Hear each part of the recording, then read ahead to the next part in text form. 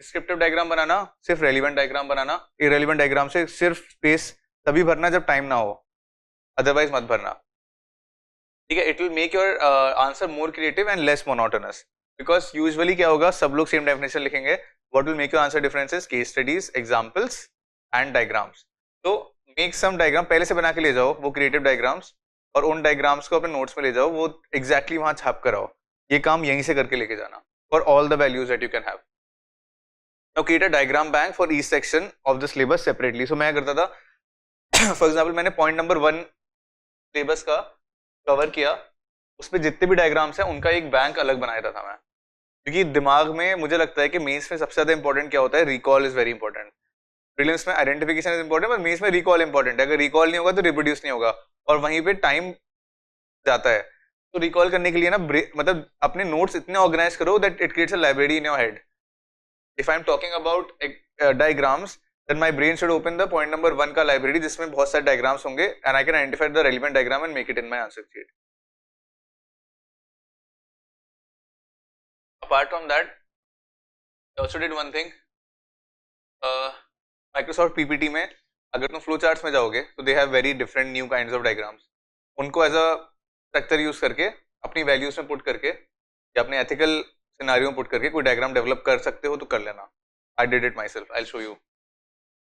Some example follow, और वो जो एग्जाम्पल फॉलो है वो मेरे नोट्स में है, जो इस वाले चैनल पे मैंने डाल रखे हैं। नाउ बेसिक सा एग्जाम्पल है। Now I am relating transparency with accountability and good governance. Transparency leads to accountability, accountability leads to transparency, both lead to good governance.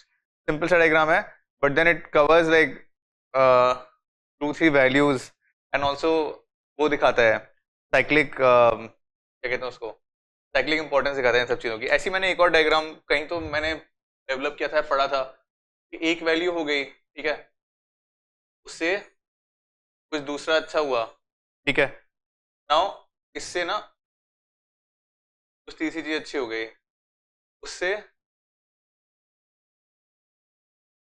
कुछ चौथी चीज अच्छी हो गई, and this further creates this. Now this looks like a diagram, this shows the compounding effect of 3-4 values. ये हुआ, इससे ये हुआ, but the effect after this is more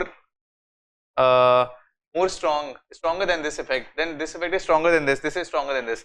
So this just makes your answers a little cute, and also fetches you some marks in sense that it induces creativity on answer. ये कुछ बनाया था। अब इसका मुझे पूरा डायग्राम तो नहीं यूज हुआ होगा, हो सकता है मैंने इतना यूज कर लिया हो या इतना यूज कर लिया हो। जैसे लाइक बिलीव्स, और मैंने इसको याद कैसे किया था, देखो BVAB याद कर लिया मैंने। Believes feed in values, feed in attitude, leads to behaviour. ये बेसिक मेरे ख्याल से किसी तो चैप्टर में है ना ये।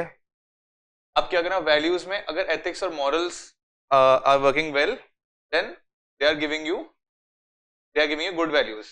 Beliefs comes from culture, faith, education, experience and mentors, ठीक है। ऐसी values come from family, career, wealth, happiness.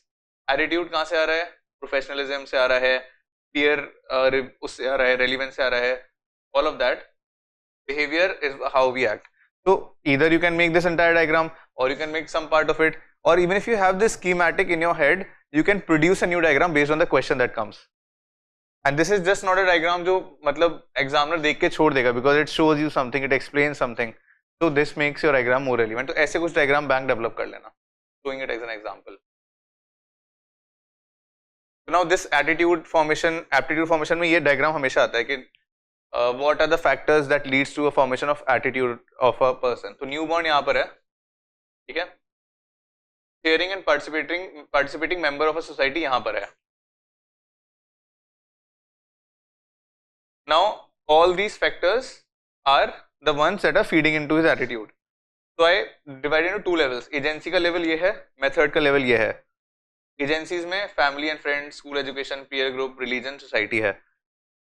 Methods में रोल मॉडल्स के थ्रू हो रहा है, रिवॉर्ड्स एंड पनिशमेंट के थ्रू हो रहा है, ऑब्जर्वेशन एंड लर्निंग के थ्रू हो रहा है। Now this is all theory जो तुम पढ़ोगे उसमें, but I just put all theory into this one diagram. Morals ऊपर देखो, यहाँ पे मॉरल्स से वैल्यू बनती है, से एटीट्यूड, से behaviour, again the same thing that we had in the previous diagram. all this is feeding in the process, and this aptitude plus attitude is equal to altitude of human personality, something which I just probably would have made or read somewhere. अभी ये diagram बना लिया, इसमें से कुछ part कहीं तो मैं यूज कर लूंगा और डायरेक्ट क्वेश्चन आ गया तो पूरा यूज कर लूंगा, ठीक है, काफी स्पेस कवर हो जाएगा, काफी रेलिवेंट सा लग रहा है देखने में.